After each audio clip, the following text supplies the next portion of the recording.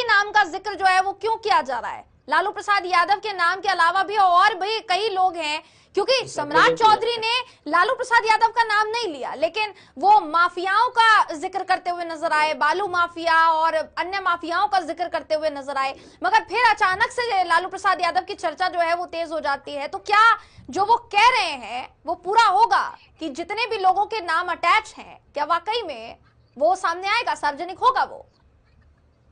देखिए, बिल्कुल ये तो पब्लिक डॉक्यूमेंट है और ये कहीं कहीं डॉक्यूमेंटेड है कि किन लोगों का नाम शामिल है इसमें।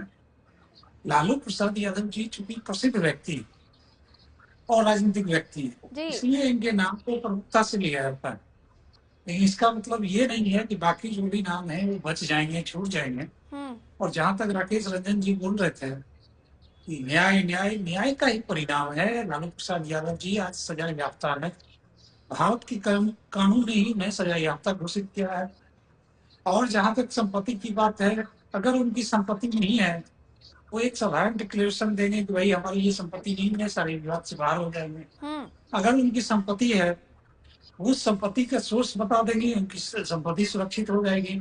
और अगर वह कुछ भी नहीं कर पाएंगे तो बिहार सरकार के पास कानून अधिकार है और कानून का बुलडोजर ये कहता है कि अगर कोई व्यक्ति अवैध तरीके से संपत्ति का संग्रहण करेगा तो राज्य सरकार उस संपत्ति को जब्त करेगी और उसमें पब्लिक प्लेस, चाहे स्कूल हो, कॉलेज हो, हॉस्पिटल हो, इसका निर्माण किया जाएगा। और ये अतीत में होता है। बिहार सरकार ने इस प्रकार की कई कार्यों को, कई घटनाओं को किया है। तो बिल्कुल स्पष्ट रहा है, ना तो कोई वैध के साथ गलत होगा और ना ही कोई अवैध बचेगा। इसी नैसर्गिक न्याय के साथ बिहार सरकार काम करेगी। अब संपत्ति किनका है ये इम्पोर्टेंट नहीं है। संपत्ति कुणाल भाई, करप्ट ऑफिसर्स का हो या पॉलिटिशियंस का हो या ब्यूरोक्रेट्स का हो या राकेश जी कुछ बोल रहे हैं, राकेश जी बोलिए। कुणाल भाई जल्दी से कीजिए, इसलिए क्योंकि जितनी जल्दी ये कार्रवाई करेंगे ना, आपके आधे से ज्यादा मंत्री लोग कंगाल हो जाएंगे।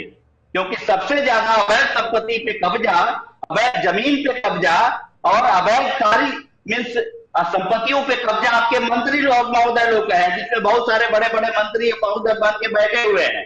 तो जल्दी कीजिए। और दूसरी बात यह है कि कम से कम इसी बहाने स्कूल की तो सूझ आई। एक पूरे इतने दिनों में जो स्कूल, कॉलेज और शिक्षा का जो बदहाल स्थिति है, बर्बाद करके रख दिए हैं लोग, तो कम से कम स्कूल वर्ड तो बोले आप लोग। और शिक्षा के लिए एकदम काम लोग सब लोग कह रहे हैं कि शिक्षा के बारे में यदि कुछ कर सकते हैं जरूर कीजिए, लेकिन किसी एक व्यक्ति को टारगेट करने के लिए और सिर्फ इसलिए कि वो पिछड़ा है और बाकी तमाम लोगों को हिम्मत नहीं है कि नाम बैठ करके ले आप लोग इन लोगों की संपत्ति या सबकी जब्त हुई, ये गलत है, ये न्याय नहीं। जवाब दीजिए कुणाल जी। देखिए राकेश भाई, ये हमारे बड़े भाई हैं। अब इस कानून में पिछड़ा और अगरा कहां से आ गया? क्या लालू प्रसाद यादव जी के खिलाफ जो भी ट्रायल चला है उसको अगरा और पिछड़ा देख के घोषित किया गया? ये यही कहना चाह रहे हैं। और इनके कहने का अर्थ है कि जो चारा घोटाला हुआ वह जातिगत आधार पे ही किया गया था।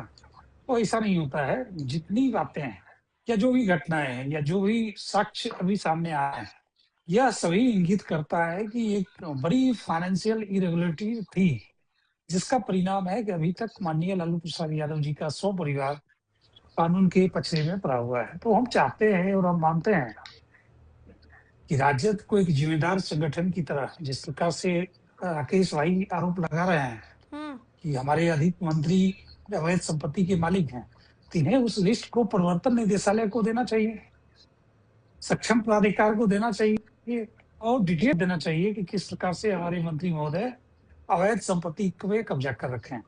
तो अगर वो देंगे तो मैं समझूंगा कि ये भी भ्रष्टाचार उन्मूलन में अपना योगदान सुनिश्चित कर रहे हैं। तो बिहार सरकार का स्पष्ट नीति है, माननीय नीतीश कुमार जी का स्पष्ट नीति है, ना तो वो किसी को बचाते हैं और ना ही किसी को फंसाते हैं।